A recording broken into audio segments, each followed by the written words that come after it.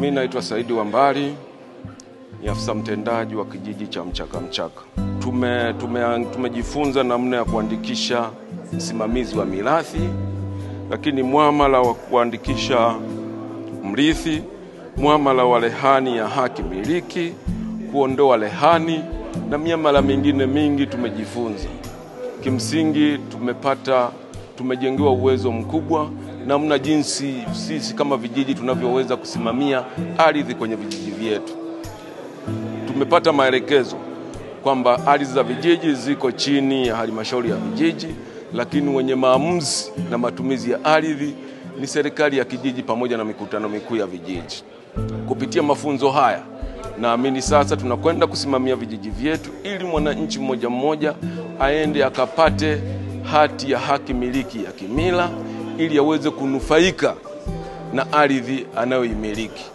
Kuna mafanikio mengi ambayo mwananchi akipata hati ya haki miliki ya kimila anaweza kuyapata. Kwanza, inaondoa migogoro ya mipaka.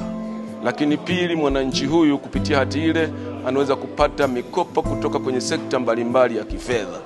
Lakini tatu, mmiliki wa haki miliki ya ardhi atakuwa sasa amepata haki inayothibitisha kwamba ardhi ile iko chini yake kwa ajili ya kuendelea kuitumia. Kwa majina naitwa Shani Yusufu Juma, ni kaimu mtendaji wa kijiji cha Itunya. Siku ya leo tumefikiwa na wageni kutoka Wizara ya Ardhi ambao walikuwa wanatufundisha miamala mbalimbali ya haki miliki, ambapo wameweza kufundisha miamala mbalimbali ambayo ofisi ya mtendaji wa kijiji wanaweza kuifanya kwa ajili ya kuwahudumia wananchi katika kumiliki ardhi.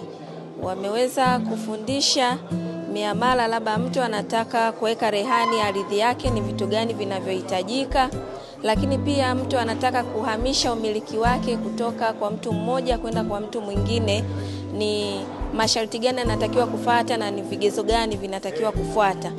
Nafikiri kwa mafunzo haya yameweza kutuongezea ujuzi na atasaidia kwa kiasi kikubwa kutatua migogoro ambayo inatokea kwenye jamii inayohusiana na mambo ya umiliki wa ardhi.